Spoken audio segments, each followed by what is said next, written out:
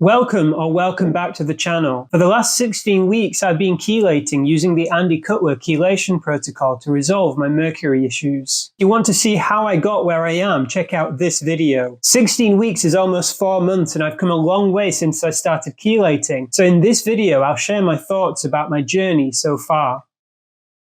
I learned about mercury poisoning and chelation about 6 years ago and had my mercury fillings taken out a little over 5 years ago, but I waited until just a few months ago to start chelating. The main reason I didn't start chelating earlier is because I was worried how it might affect me. The months before I had my mercury fillings removed were the lowest point in my life. I was very ill before, but things took a drastic turn for the worse when I took some chlorella pills to try to remove mercury from my body while I still had fillings in. Taking chelators while you have mercury fillings in is something that you absolutely shouldn't do. So if you were planning on it, please don't. It could cause a whole load of hurt for you like it did for me. I really didn't want to risk having a bad reaction to chelating again after that experience, so I waited until a few months ago to start chelating.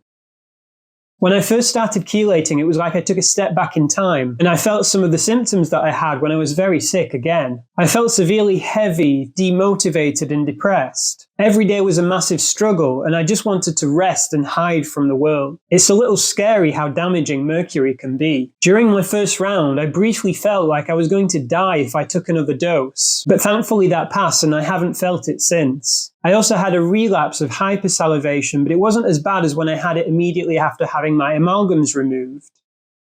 It took me a while to adjust to having to take pills every few hours, 3 days a week, but after some time it has become a regular part of my life. At first I missed taking quite a few doses, or taking doses at the right times, but after a while I got into the groove and I now make mistakes much less often. I've learned to take extra chelators if I leave the house, just in case I stay away from home for longer than I expected.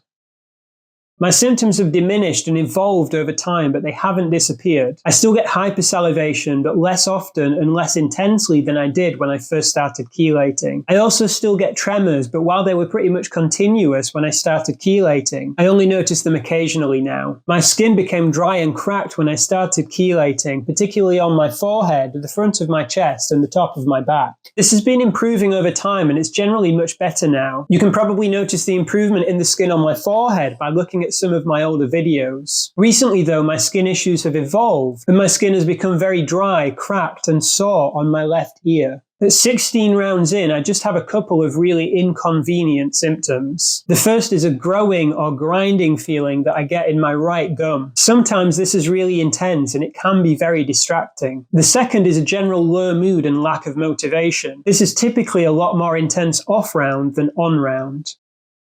As with many things health-related, chelation is a marathon and not a sprint, and it's important to frame things in a positive light wherever possible. 16 weeks into chelation, I generally feel worse than I did before I started chelating, but I'm also more positive about where I am and where I'm going. I feel terrible quite often, and sometimes become overwhelmed by how unfair everything seems, and how much easier most people's lives seem to be compared to mine, and I often wonder when I'll finally feel good. I try to let this wash over me and frame it as growing pains that I need to endure on my way to becoming someone much healthier and happier. Making these videos helps a lot as it puts some purpose behind what I'm going through. As always, if you think you're mercury poisoned, I hope this video helps you convince yourself that you're not crazy, you're not alone, and you can heal. Until next time, all the best on your healing journey.